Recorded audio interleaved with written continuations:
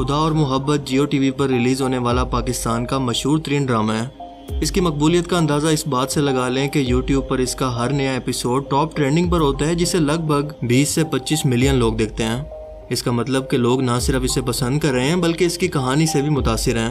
میں بذات خود پاکستانی ڈراماز کا شوق نہیں رکھتا کیونکہ یہ اپنے مقصد کے ساتھ انصاف نہیں کرتے، کیونکہ ڈرامے کسی معاشرے کے کلچر اور موجودہ حالات کی عکاسی کرتے ہیں، مگر یہاں پر آپ کو صرف گھما پھرا کر ایک ہی کہانی دیکھنے کو ملتی ہے کہ کس لڑکی نے کس لڑکے سے ناجائز تعلقات رکھے ہوئے ہیں، کس کی طلاق ہوتی ہے، ساس بہو کی لڑائیاں کیسے ہوتی ہیں، وغیرہ وغیرہ۔ مگر اتفاق سے خدا اور محبت کے ایک ایپیسوڈ کو دیکھ کر مجھے اندازہ ہوا کہ اس کے اندر تو دراصل بہت کچھ ایسا ہے جو کہ نوجوان نسل کو گمراہ کر رہا ہے۔ انہیں عشق حقیقی سے ہٹ کر عشق کا مطلب دراصل کچھ اور سمجھا رہا ہے۔ تصور کریں کہ کس معاشرے کے اندر ایسا ہوتا ہے کہ ایک لڑکا جس کو اس کے ماں باپ نے پال پوس کر تنگ حالات کے اندر جوان کیا ہو، اور وہ ایک لڑکی کی محبت کے اندر اپنے ماں باپ، بہن بھائی، سبھی رشتوں کو چھوڑ دے، ان کا احترام کرنا تو دور کی بات، ان کی خبر تک نہ لے، اپنی ذمہ داریوں سے دور بھاگے۔ ہم نے تو پوری زندگی کے اندر آج تک کسی سوسائٹی کے اندر نہ ایسا دیکھا نہ سنا، پھر یہ کس معاشرے کی کہانی ہے؟ پاکستان میں تو ایسا نہیں ہوتا۔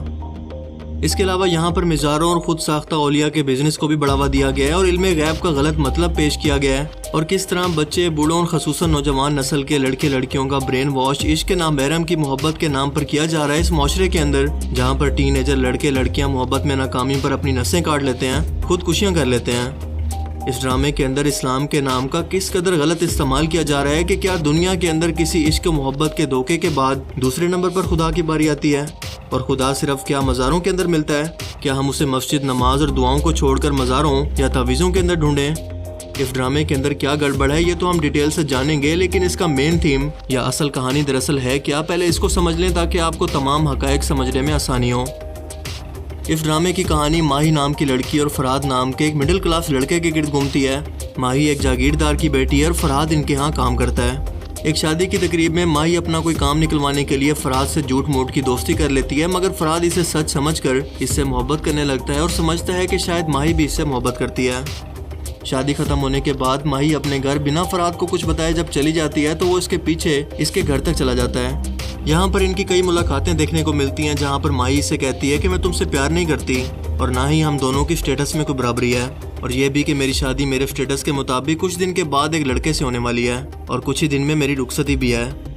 ہم دیکھتے ہیں کہ یہ لڑکا بہت ہی امیر فیملی سے تعلق رکھتا ہے اور پتہ نہیں کیوں گاڑی کی بجائے ٹرین کے اندر سفر کر رہا ہوتا ہے، جہاں پر اس کی نظر اچانک سے ماہی پر آ کر ٹھہر جاتی ہے اور وہ وہیں پر کھڑے کھڑے اس سے شادی کا ارادہ کر لیتا ہے۔ اسی لیے ماہی فرحاد سے کہتی ہے کہ وہ ایک مڈل کلاس شخص ہے اور ان کا ملازم ہے، اسی لیے ایسے خواب نہ دیکھے اور یہاں سے چلا جائے۔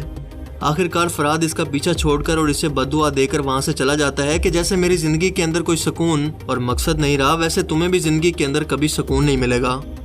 یہاں سے جانے کے بعد خبر آتی ہے کہ فرحاد ٹرین کے نیچے آ کر بری طرح سے زخمی ہو گیا ہے، اس کا چہرہ بھی بری طرح سے مسخ ہو گیا ہے، جسے وہیں پر دفنا دیا گیا۔ یہ خبر اس کے گھر والوں پر بجلی بن کر گرتی ہے اور وہ سب کے سب خاص طور پر ماں باپ ڈپریشن میں چلے جاتے ہیں، جبکہ دوسری طرف ماہی کی شادی میں فائرنگ سے اس کا شوہر مر جاتا ہے، جس کے بعد ماہی کی ساس اسے نفرت کرنے لگتی ہے کیونکہ اسے ایسا لگتا ہے کہ یہ منحوس ہے جس کی وجہ سے یہ سب ہوا ہے اور اس کے خاندان کے لوگوں نے اس کے بیٹے کو قتل کیا ہے۔ اس سے دونوں خاندانوں کے تعلقات بھی خراب ہو جاتے ہیں اور ماہی کی ساس اس کو عدت گھر پر ہی گزارنے پر زور دیتی ہے، جبکہ اس کے گھر والے اس کو اپنے ساتھ لے جانا چاہتے ہیں۔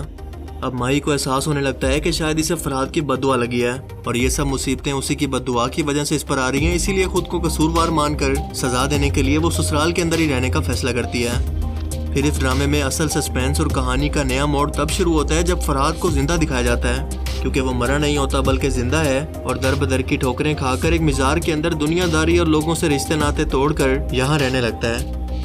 پہلی بات تو یہ ہے کہ اگر کوئی شخص کسی کو پسند نہیں کرتا تو اسلام بھی یہی کہتا ہے کہ زبردستی ان کا نکاح جائز ہی نہیں ہوتا، تو اس ناپسند کے اظہار پر بنا کسی محرم رشتے کے بددعا کیسے دی جا سکتی ہے؟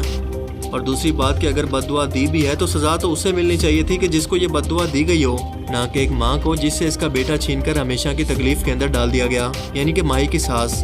ماہی کے ماں باپ بھی بیٹی کی فکر کے اندر دن رات پریشان رہتے ہیں، اور فرحاد کے ماں باپ کو بھی بنا کسی گناہ کے یہ سزا کیوں ملتی ہے، جبکہ ماہی تو اپنی زندگی میں خوش تھی۔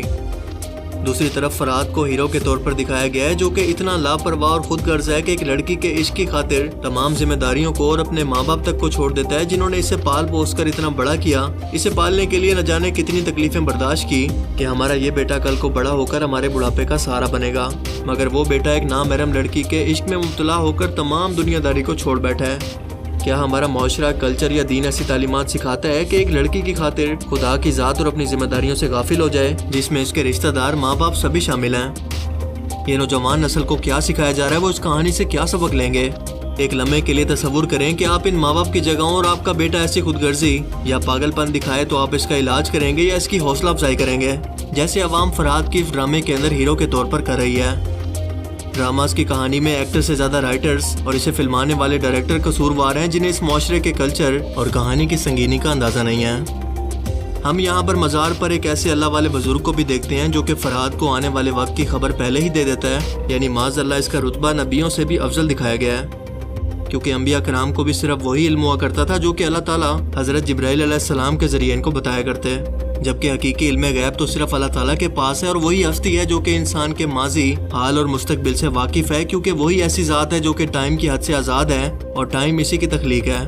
जबकि यहाँ पर इसका उल्ट इल्म गैब का गुमराह कुन अकीदा दिखाने के साथ साथ मज़ारात को भी प्रमोट किया गया है, क्योंकि सही हदीस के अंदर है कि अल्लाह के रसूल सल्लल्लाहु अलैहि वसल्लम ने मज़ारात बनाने और कब्रों को पक्का करने से मना फरमाया। फिर ये कौन सा दीन दिखाकर आने वाली नस्लों की ज़ेन साजी कर रहे हैं? तावीज़ों जैसे गुमराह कुन अकीदे के अलावा कई ऐसी चीज़ें हैं जो कि इस ड्रामा के अंदर प्रमोट की गई हैं जिनका ना इस्लाम से कोई ताल्लुक है और ना दीन से।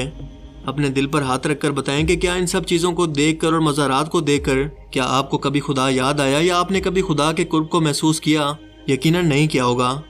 और ना ही आप फरहाद के कैरेक्टर से कनेक्ट हो पाएंगे, क्योंकि हकीकी दुनिया के अंदर ऐसा नहीं होता। इसीलिए आहिस्ता आहिस्ता ड्रामा इंडस्ट्री अपने मकसद और एतमाद को भी खोती जा रही है।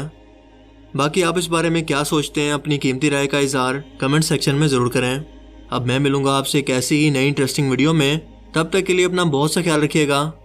Thanks for watching this video. अल्लाह हाफिज़।